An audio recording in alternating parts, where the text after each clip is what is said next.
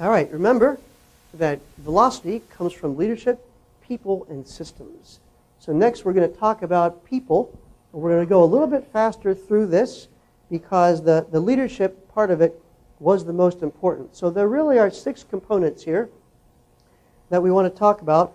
Job performance and focusing on strengths, high-value actions, overhauling processes, incentives, and unleashing thought leaders. And when we get to unleashing thought leaders, that will go to some of the comments that we heard earlier about the feedback process. So focusing on strengths. Everybody in here probably at one point in their career has had a performance review, right? Employee performance review. And so oftentimes employee performance reviews go something like this. Scott, you did great on 3 things. You're just awesome at these 3 things. You're kind of middle of the road on this one thing, and you're just not very good on these other 3. And so I really want you to focus on, in this coming year, I want you to get a lot better on the 3 things that you're not very good at. And so what does Scott do? Scott works really hard on the things that he's not good at. And he gets training and gets a little better and maybe gets up to average. And that's the maximum that Scott will ever get to. But what happens in the meantime? What is Scott not doing? Working on my top 3, right?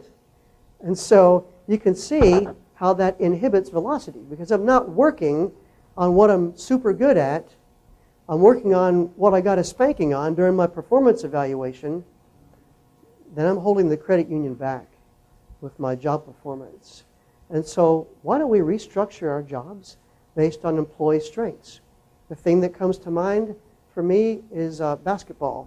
So there generally are 2 guards on the court at the same time.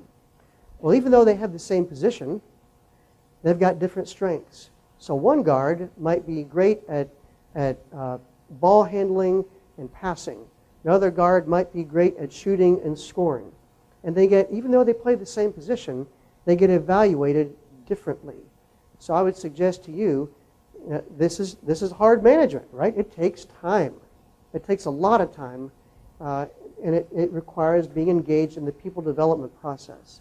Find out what your employees are good at, really good at, and align their jobs and evaluate them based on their skills. It doesn't mean you can't train them, provide them some additional training on where they're deficient, but understand their strengths. And there's a very important survey. It's done by the Gallup organization probably every 2 years. It's called the Gallup Survey of the American Workforce. Have you heard of that? If you haven't, you've got to read it. Gallup Survey on the American Workforce. And one of the things it says that employees want the most is they want to be engaged in what they do best most of the time. So spend time asking them, what do they want to do? What do they think they do best? And there are some great assessment tools. One of them is called Strength Finder by Gallup. Another one is called MCOR. And I highly recommend just focusing on strengths.